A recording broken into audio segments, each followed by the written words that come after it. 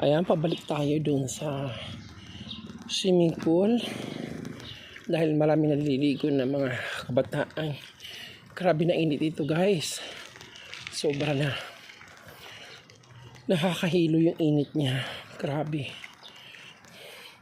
Summer na. Dito po tayo sa Meridian Place, Pasong Kawayan 2, General Trias, Cavite. Ayan, guys. Kahit napakainit, may mga kabataan na naglalaro ng basketball. Babalikan natin yung mga naliligo sa pool ng mga estudyante.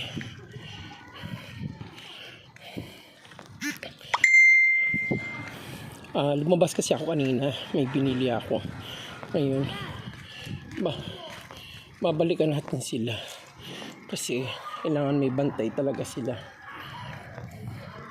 Hindi sila pwedeng walang bantay. Ayun na, naririnig ko na.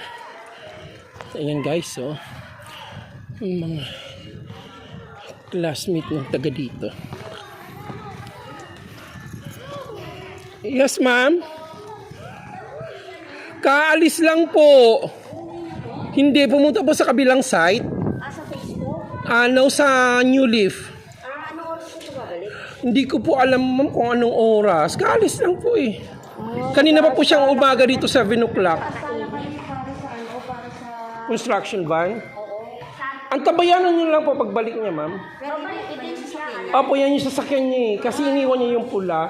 Siguro mga 4, baka bumalik na po dito.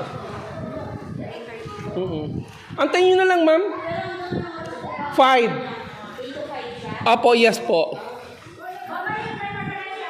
Yes, ma'am, kasi andito yung sasakyan niya, yung service niya po.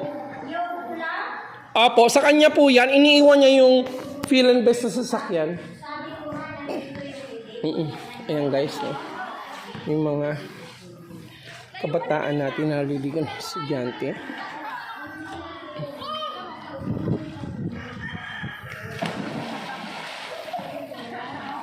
Diba? Napakainit kaya naligo sila. Summer na talaga.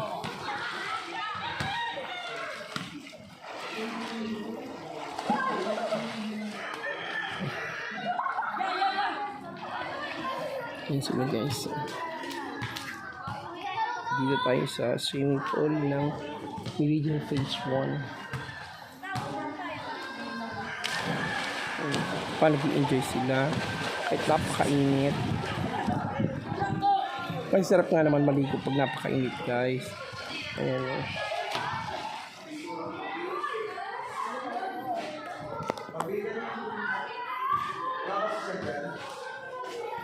Ayan. Pa-like na lang, guys, pa-comment and pa-share na lang po ng ating video. Thank you for watching, guys. God bless you all.